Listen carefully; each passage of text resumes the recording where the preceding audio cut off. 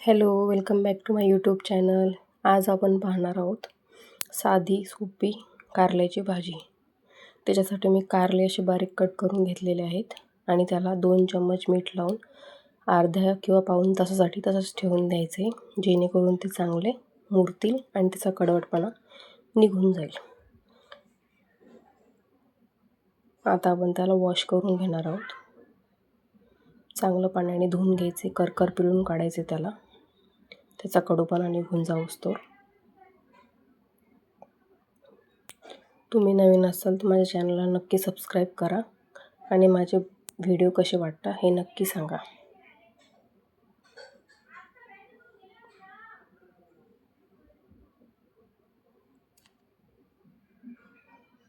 आता आपण एक कढई ठेवूया गॅसवरती. त्याच्यात 2 चम्मच तेल घातले मी. ही कारली टाकून घेऊया. कारली चांगली आपल्याला भाजून घ्यायची तेलामध्ये. तुम्ही तळू पण शकता, पण मी तळलेली नाही इथे. त्याला चांगलं भाजून घ्यायचं आहे आपल्याला, त्याचा कलर चेंज होईपर्यंत.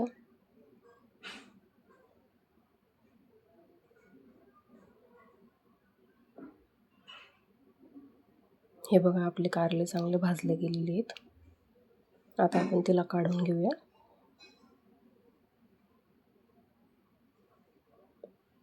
आपलं थोडंसं कारल्यांमधलं तेल उरलेलं होतं, त्याच्यामध्ये मी अर्धा चम्मच तेल टाकते.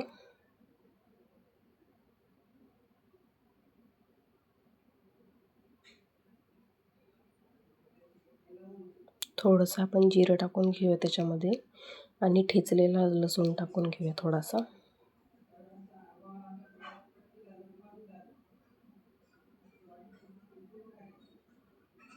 आपल्याला लसूणला चांगलं भाजून घ्यायचं आहे त्याच्यामध्ये.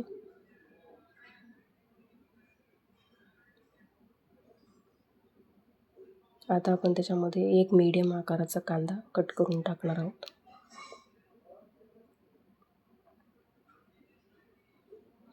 कांद्याला पण आपल्याला गुलाबी रंगापर्यंत भाजून घ्यायचं आहे.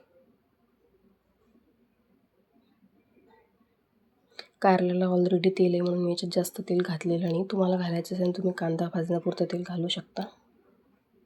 हे बघा, इथे आपला कांदा भाजलेला आहे. आता आपण याच्यामध्ये मिरची पावडर टाकूया, थोडीशी हळद पावडर टाकूया, चवीपुरतं मीठ टाकूया आणि चांगलं मिक्स करून घ्यायचं आहे आपल्याला याला.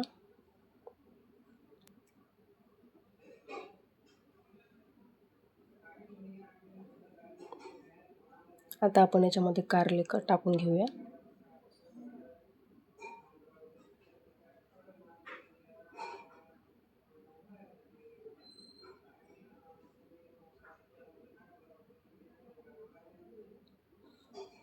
त्याला चांगलं मिक्स करून घ्यायचं आहे आपल्याला. कारल्यांना आणि कांद्याला मिक्स करून घ्यायचं चांगलं.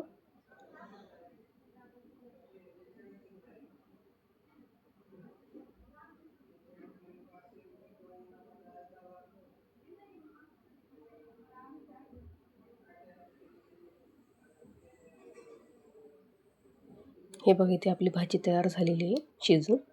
त्याच्यावर झाकण ठेवायचं नाही आपल्याला अजिबात. आता मी याच्यामध्ये अर्धा किंवा 1 चम्मच शेंगदाण्याचं कूट टाकून घेते.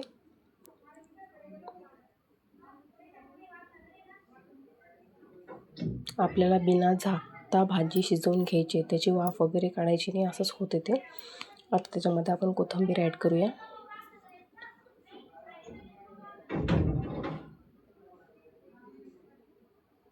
झाकली भाजी आपण तर कडू होते ती, म्हणून झाकायची नाही आपल्याला, बिना झाकताच भाजी तयार करायची आहे. हे बघा, इथे आपली भाजी तयार आहे. अजिबात कडू न होणारी भाजी आहे.